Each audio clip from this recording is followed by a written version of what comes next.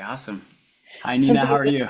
Oh, sorry. Go ahead. I'm good. No, I was just thinking something that I'd really like to touch on is that a lot of speech pathologists don't really think about sound in the way that certainly that we do, and in particular, what we could be doing clinically in terms of diagnostics with the frequency following response and also remediation with music.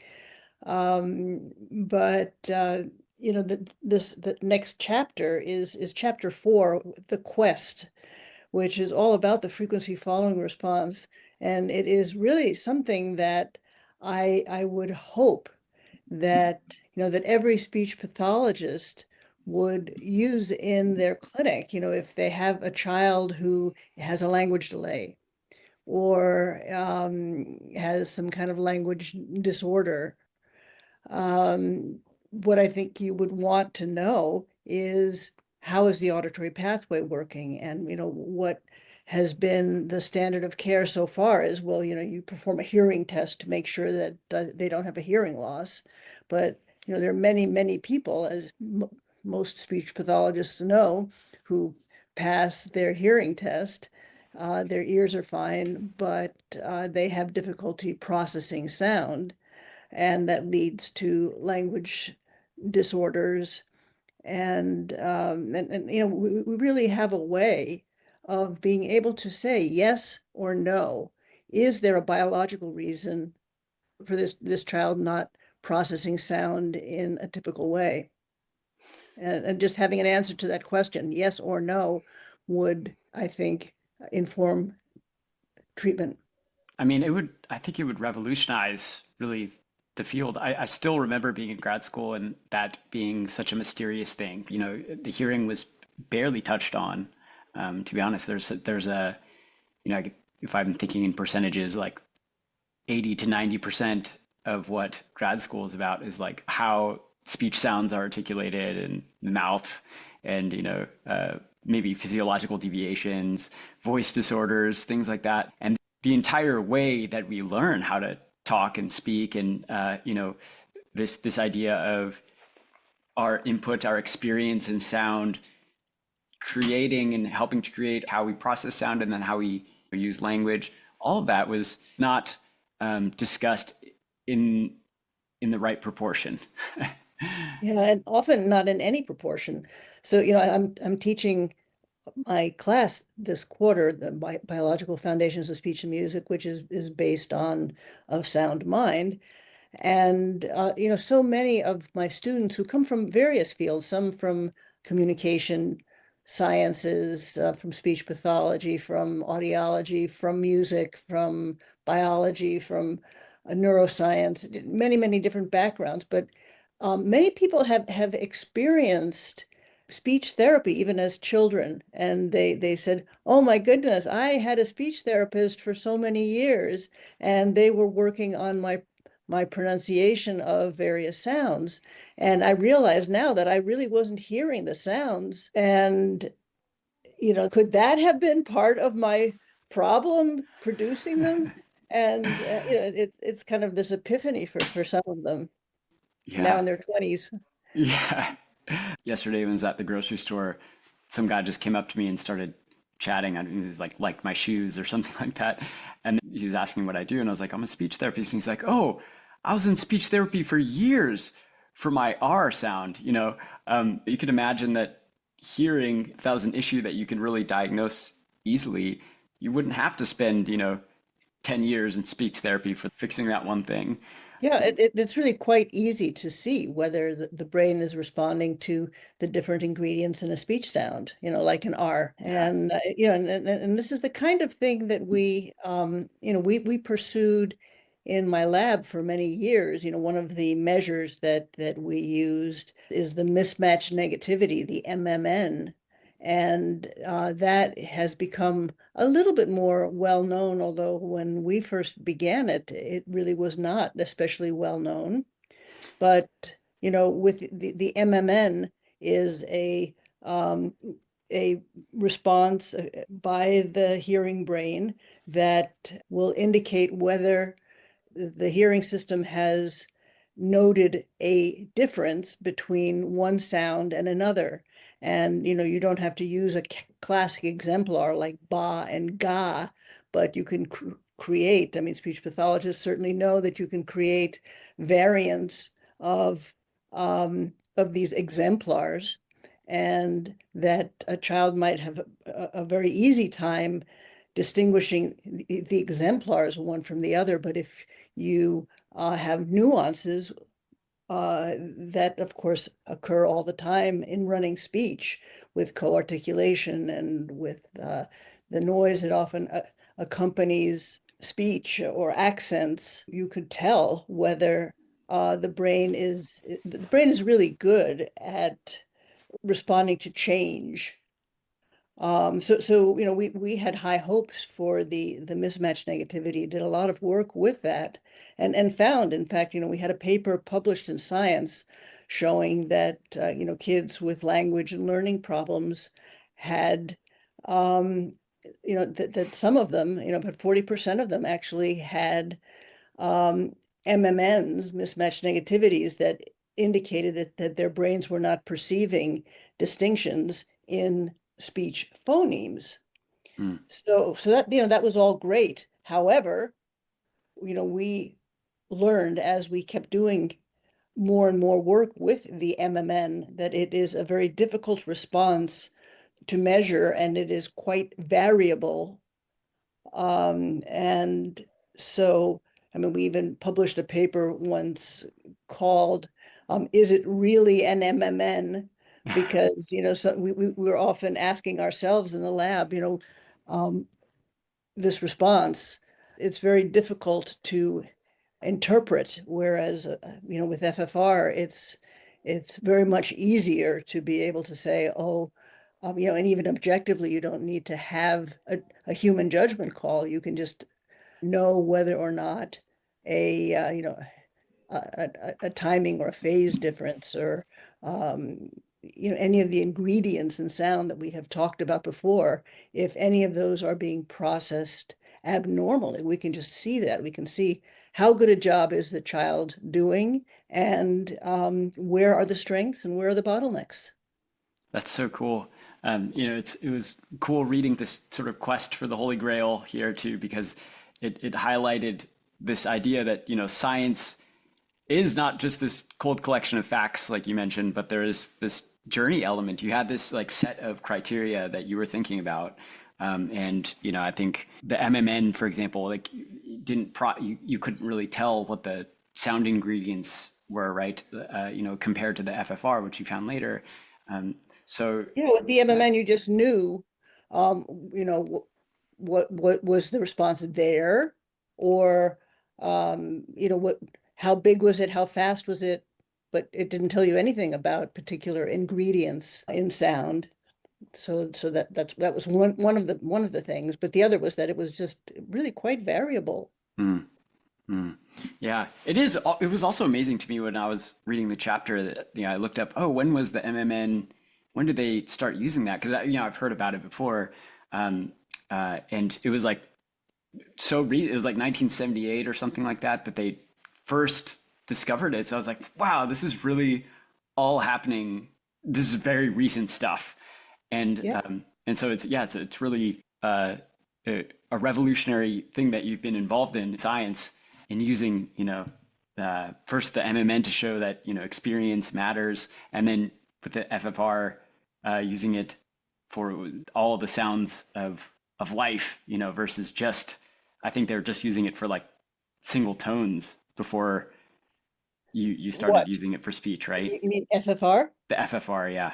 Yeah, people, the FFR has been around for a long, long time, even longer than the MMN, but it was used early on. It was just a response that was elicited by pure tones that would follow the frequency of a particular sound, and it was usually these low frequency sounds where it was easy to capture the cycles, like 500 hertz or 1000 hertz. And it was at first thought, oh, gee, this could be a way of objectively seeing if a child has hearing in the lower frequencies, a child who might not be able to do behavioral therapy or assessments. But that was ages ago, and so it was really our group that we thought I mean, just in general, we have been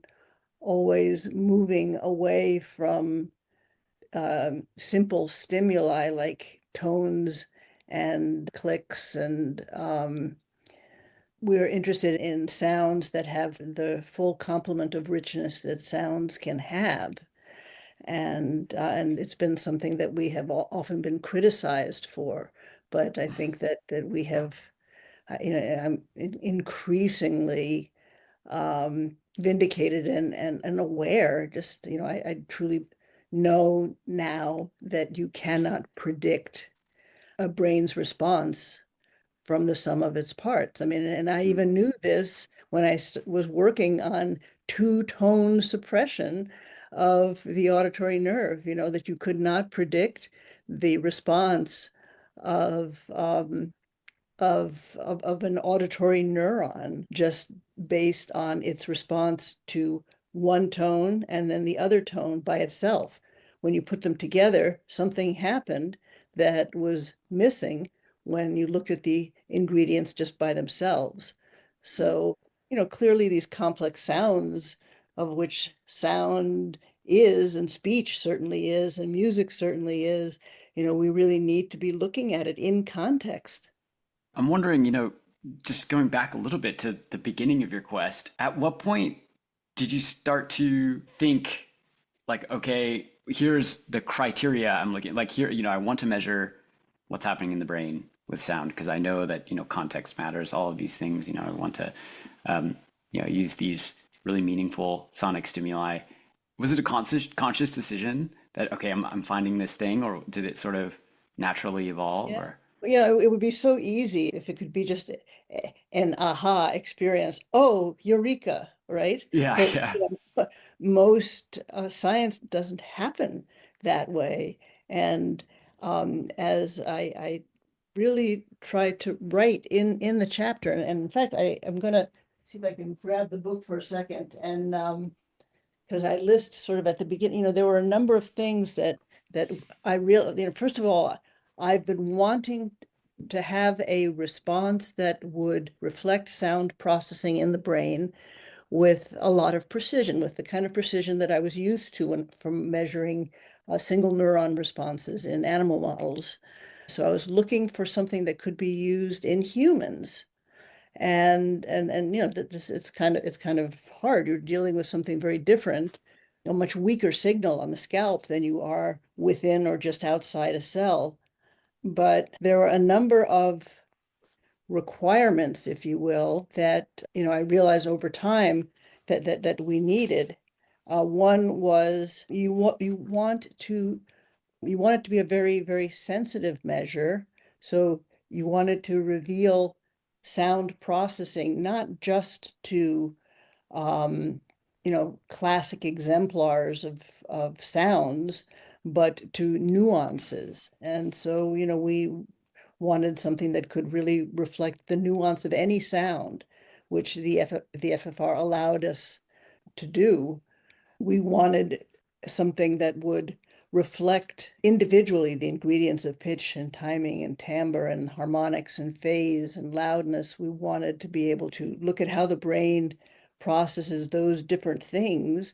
Importantly, we also wanted something that would not require active participation from a person, because if you're dealing with a baby or with a child who can't speak yet, or you're dealing with someone who's had a concussion or some kind of brain injury, then you don't want to have to burden the person with doing a task. You would like to have just know how is the brain responding to these sounds. So we wanted something that wouldn't require a task. We wanted something that would reflect experience. So, if you were brought up in a language that distinguished R's and L's, would you have a brain response that would show that easily? Or, if you did not distinguish those, then, maybe your brain, your FFR, you say to R and to L would be very similar. Mm, As scientists, we look at data and we look at data from groups of people. And I think that's in all of the MMN studies were like that, where we would look at kids with language problems or musicians or whatever, just kind of categories of people. mm, And you would average across these groups. But, as a clinician, I think any speech pathologist would really know that, gee, what I want to know is, can I have a measure that would be revealing in an individual person that I could use clinically, both in the assessment and in the treatment, mm, the ongoing remediation of a person. And so, FFR did all of those things. And it was a process, an evolution that took time. And, we went down various roads. And as I said, we went down the MMN road for quite a while because that checked a lot of the boxes, but not all of them. mm. And then we finally came to the FFR, and we're at a point where it really is. It's not so much eureka, but that's it. This Mm. is great, and we should be using it more. It should be in the mainstream of clinical practice. Absolutely. As someone who wants to start, use this and spread this to all clinicians, get this to, wherever speech therapists are working, maybe I could just ask some kind of novice questions because it just seems so amazing that you can hear, you could play music into the ears and then you take that brain electricity and then, just play it and hear that version of the stimulus. I'm wondering if there is anything you have to do, do you have to do like signal averaging or, how do you filter out? I imagine there's so much brain electricity going on from the cortex and things like that. Do you have to do Fourier analysis or take any of those waves All out you or? need to do is signal averaging, Mm, because the response that you are looking at is absolutely tiny and is swamped out by other electrical activity like your heart beating or your eyes moving or your mm, cheeks, smiling. I mean, all of that stuff creates electricity, but it's a principle of averaging of a lot of evoked potentials that if you repeat the same sound over and over again, like da, da, da, da, da, over time, the response to the da adds up. mhm. And that's your signal, that's your brain's signal.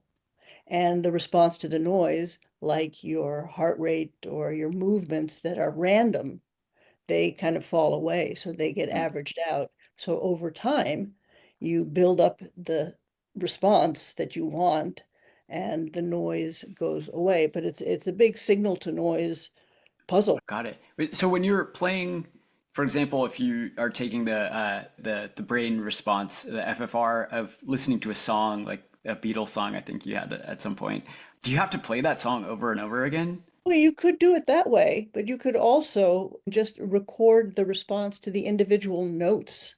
So what we do is we record, Oh. say, I will record your brain's response to every single note on, say, 3 octaves on a piano.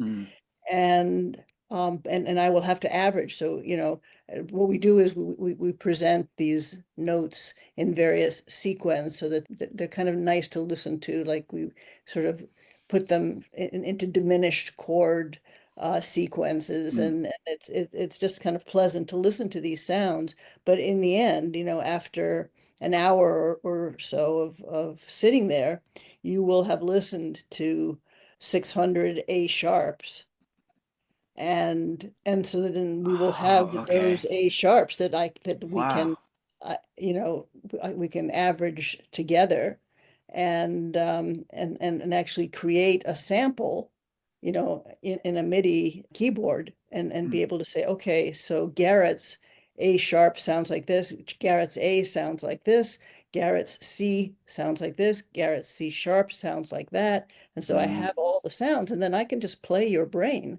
and I yeah. can play A Hard Day's Night or whatever it is that I want to play.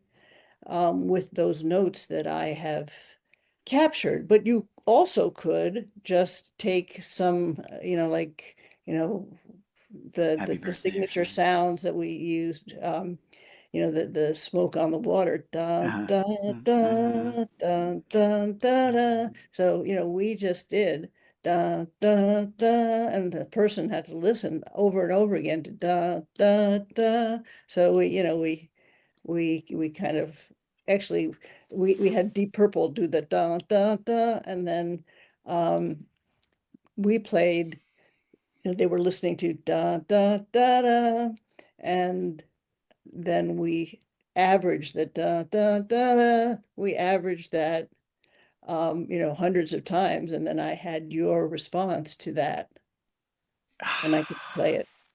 Wow. That's so cool.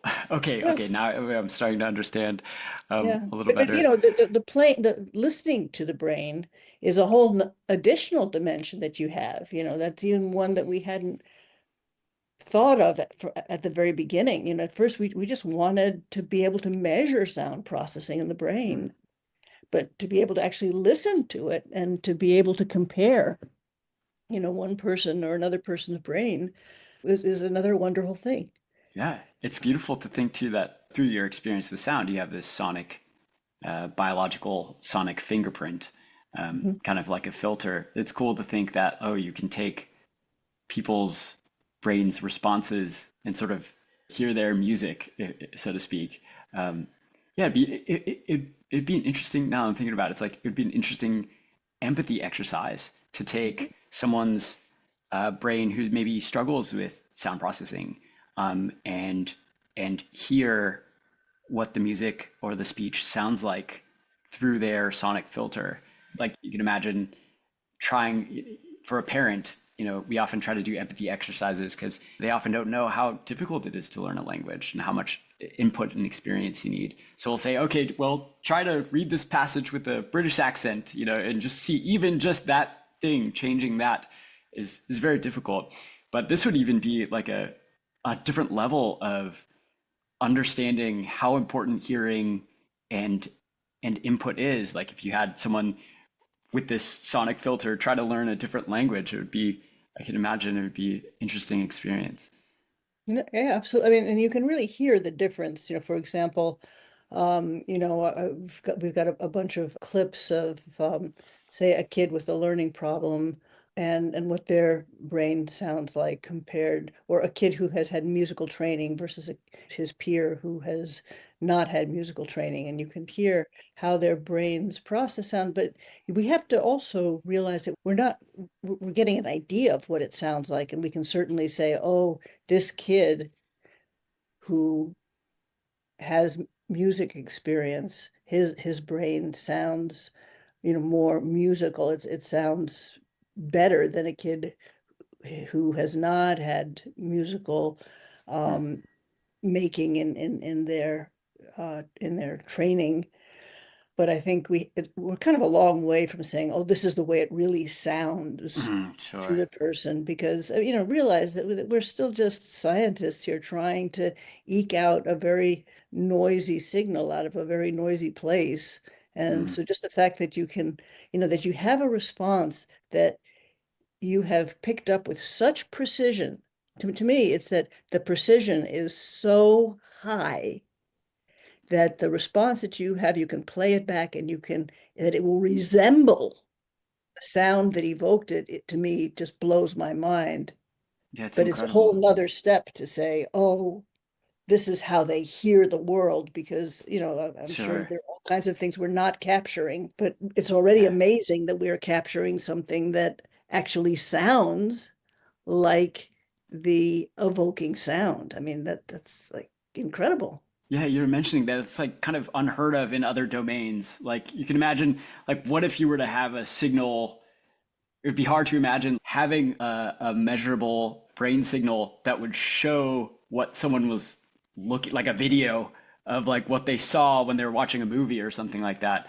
It is really incredible to have that like close to one correspondence. Because like I think you mentioned that most of the time scientists are measuring things. It's sort of like a lipid panel where like your high cholesterol implies that you have atherosclerosis, but it's not a direct measure of that thing. Whereas the FFR is like pretty close to a one-to-one correspondence, which that is mind-blowing. Yeah, I mean, even imaging, which people think that they understand so well because you think, oh yeah, this part of the brain lights up, so this part of the brain is active, so we know what's going on. But I mean, you're measuring blood flow. You're not even measuring, active neural activity in that part of the brain. And Yeah, so, to actually be able to measure the brain's response to sound is to me kind of wonderful. that's so cool. Why do you think no one thought of using the FFR for, you know, all of these sounds before?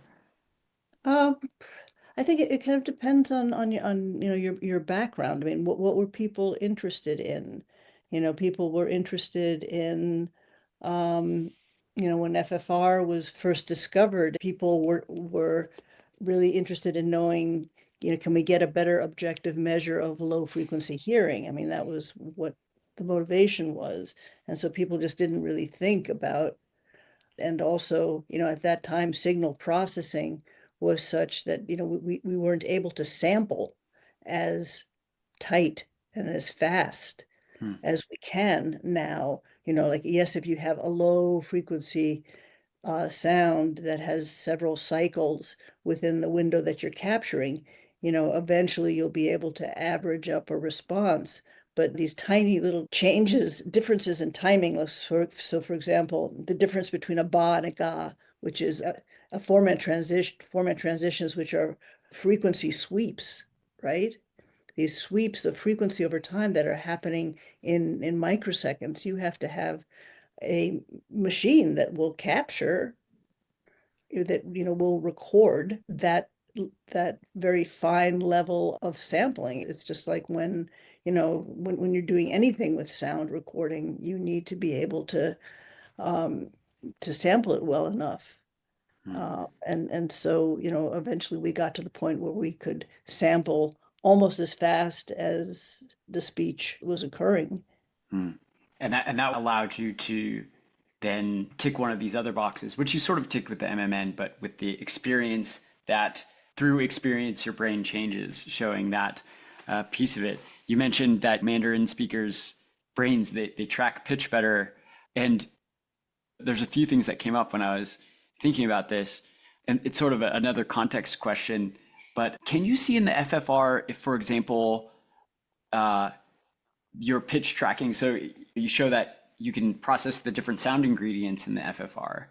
Do those knobs, so to speak, shift when you're in different contexts? So if you're listening to speech, for example, versus music, people tend to they sort of focus in on the relevant signals to each of those contexts. So when I'm listening to music, for example, I'm more likely to focus on the pitch differences and the harmonic changes. Whereas in speech, there's like a bias towards semantic content. You're sort of like maybe your pitch tracking is a little bit lower grade. Is there do you know if there's a difference? Can you see that in the FFR? Well, you certainly can see that the FFR is going to be affected by the sound that happens immediately before or after it. Mm, So that can be important, but because this requires so much averaging, it's really hard to look at that context question. mm, But it is one that could be looked at because I mean we got it. know that sounds, we hear sounds differently if we know what to expect, if we, depending on what we're listening for, all those Mm, things. hmm. Yeah, I love that. I love that you have the sort of art, with the brain keyboard. You're again connecting art to science, which I think is so important. Hey, how quickly did you realize that you can take the FFR and then, you know, make something like a brain keyboard? Was that was that something that was obvious right away, or No, it wasn't obvious. It was just something that we developed over time, and we weren't the only ones. Like one of my graduate students, who now is a professor at the University of Connecticut, Erica Skoy, she did some of the first. ideas, a brain keyboard of taking sounds and, transferring them from just a sound file and linking it to keys on an instrument. Um, and so, this is just something that you think about, Yeah. Yeah. That is but really cool. we're not the only ones. Yeah, I remember one of my friends at MIT was doing this. He was trying to sonify microbiome activity. So he would take the activity of, these bacteria and then map it to MIDI, and then and they would take, like, they would sample the microbiomes of different people, and then they would sonify that through their MIDI mappings, and then they would create little, like, um, kind of there's sort of like soundscapes for each person, just to show, that the microbiomes of different people were different. Um, yeah, Yeah, yeah, I mean, just kind of cool. you can sonify almost any signal, really. Yeah, it's like a different perspective on what's going on. Hmm. Yeah. I also wanted to ask about, there's this quote that you had that was so good, and this is related to, again, the sound mind being shaped by experience. But you had this quote that was like, oh, I need to, like, just tattoo this on me or something. But it was like, the limit of what our brains can and cannot distinguish is not set in stone. Um, and I think there's a lot of confusion about this in speech therapy, especially these days, that a lot of SLPs, they sort of err on the side of, never stress the child out. It's that, like, because of their particular way of doing things, and there's, something to be said about this, because of their particular, you know, physiological makeup, like they might not, you know, be able to do this thing, or I've had so many people that are like, this child doesn't, they're not into reading, don't force them to do it, or like, don't force them to do it if they don't like it, or something that's really stressing them out, don't do that. But I think it comes from a place of compassion, but it's also, I think, limiting because stress is what causes growth, like hormesis. There's kind of like a language hormesis thing. And even for me, I didn't, I probably fought back when I was learning how to read in some ways, but it's so important to reach those limits. And there, yeah, like you're saying, there is not like a set in stone, oh, this child's nonverbal, they're never going to talk. Give them an AAC device and don't force them to talk. That sort of thinking is really pervasive in speech therapy, and it's, I don't think it's Really? scientifically valid. Oh, definitely. Yeah. Huh. Like, give them a what device? Oh, AAC stands for Augmentative Alternative Communication. So it's essentially an iPad Oh, or great. something like that. That it gives them symbols. They often, it's like this huge matrix of buttons. I've seen kids. I'm going to get in trouble for saying this, but it becomes a stimming device for so many kids because they just press the buttons and they like to see it and light up, and they are not mapping it to functional communication. It sometimes works like that well, but I feel like it's overprescribed in a lot of cases because it comes from the mindset of, this child is nonverbal, they will never talk, so this is the only way to do it. Which I've not, in my 10 years as a therapist, I've seen so many kids that were nonverbal start to talk. Right. And also, I mean, there is, I think there's a real danger in just limiting oneself to one strategy. I think if Mhm. you're learning anything, as you learn an instrument, you get at it in many, many different ways.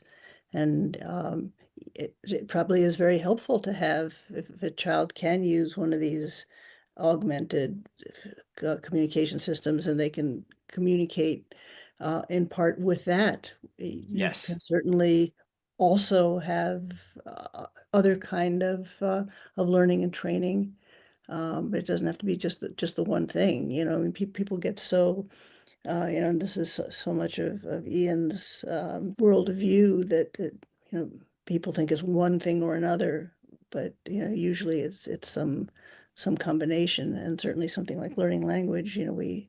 we combine it with, well, it's just the whole idea of the sound mind, right?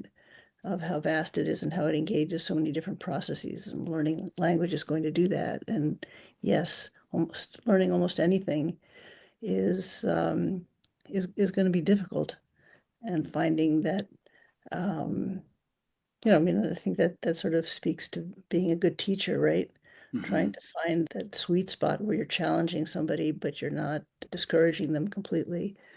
Right. Um, and that's really hard. I think it's hard as we learn to do all kinds of things ourselves. Yeah. Yeah. I mean, I find that with my own music making, it's like, oh God, I'll never learn this.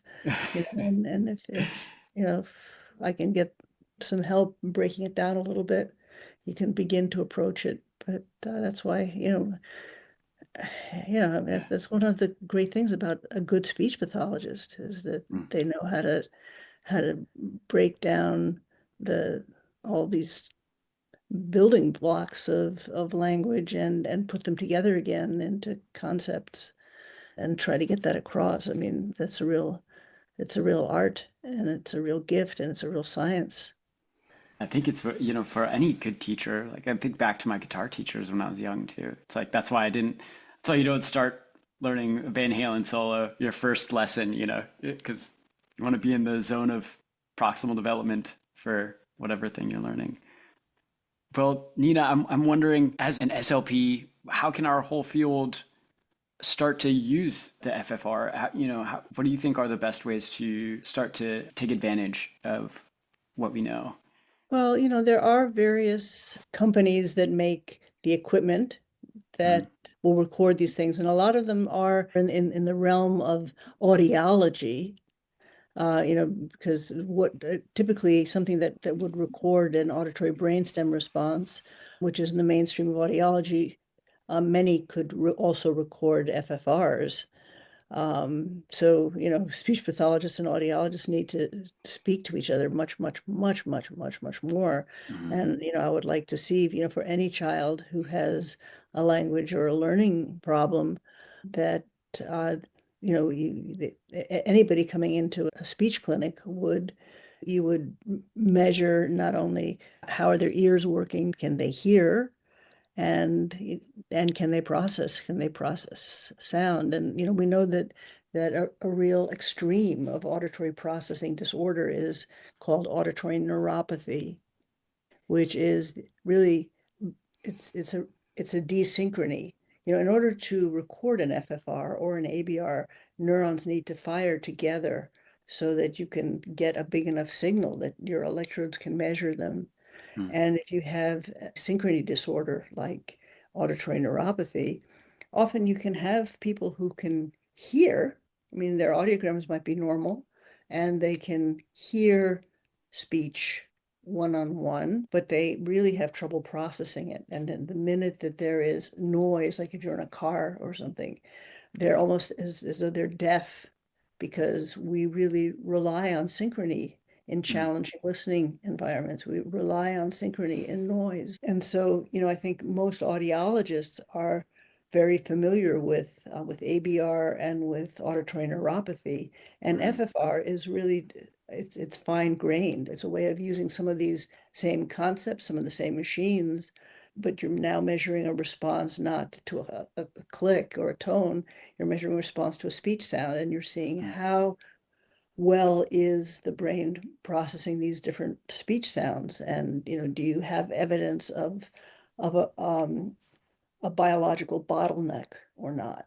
And I mm, think that that's just really, really important, not only for kids who have a language delay or an auditory processing problem, perhaps, or even ADHD. I mean, a kid with yeah, an attention disorder, it could be that well, the reason he's not paying attention is because sound is not making much sense to him.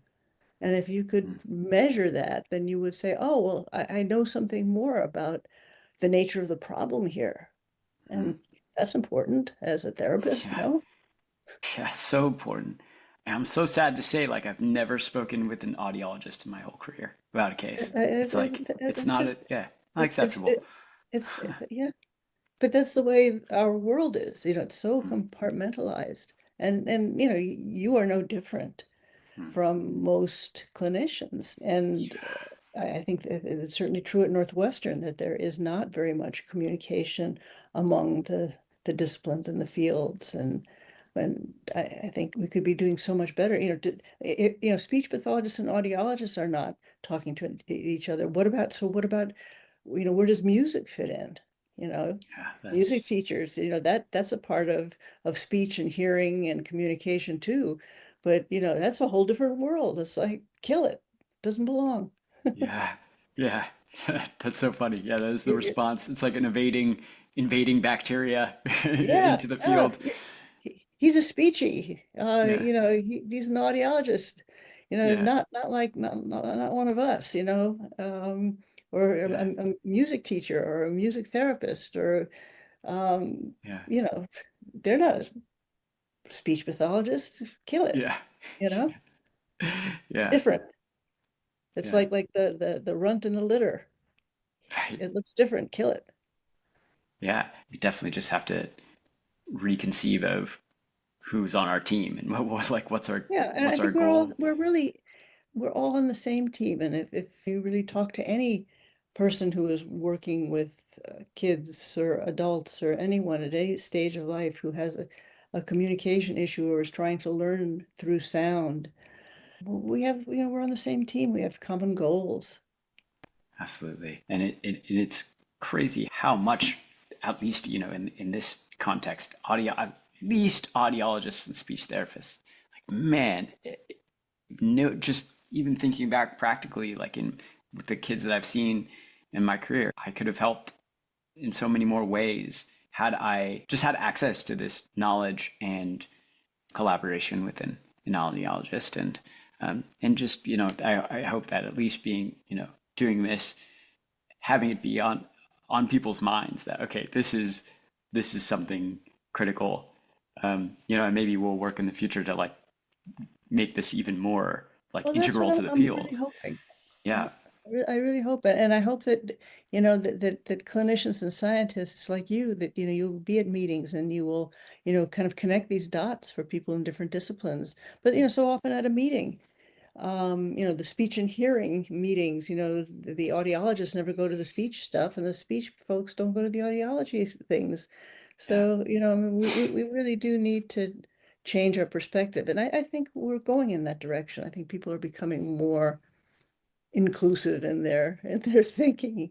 yeah, and yeah, thinking about Ian's book, yeah, at some level, everything is connected. You talk about the binding problem, just very briefly in this chapter, and I was rereading his chapter on flow earlier, but we're all part of this There is incredible no flow. problem. There is no problem. It is this. This is the life that we're We, we're living. everything is together, is bounding at every point in time. Yeah, yeah. Well, it's incredible that you've really contributed hugely to science by showing us how that the FFR can be used in all of these interesting ways. And now I hope that we can really integrate this into curriculums and to make it more known to therapists. So thank you for that. Well, And yeah, thank you for your effort right here in kind of moving things in that direction. trying my best. And I'm so excited too because this is the end of part one, but part two, the first chapter is all on music, so my passion as well. So Yeah, so we're looking really forward to it. moving from, part one of the book was signals. Signals outside the brain and inside the brain and merging the signals in and outside. So, learning, auditory learning and the hearing system. So that's signals. And now really the crux of the book, and really two-thirds of it is the part called our sonic selves, Mm, which is all these other things like, yeah, language and music and um, order and disorder. all the really beautiful, meaningful stuff in I life. hope so. Yeah, That's really sort of the day-to-day life of a speech pathologist, I would think. yeah, yeah, and just like how beautiful and meaningful is music, just independent of what we consider semantic meaning or something. Yeah. Like, it was that Nietzsche quote, without music, life would be a mistake. Yep. Yeah. So thank you very much, Nina. Well, thank Um, you. and I'll see you next week. See you next week. Take Bye. care.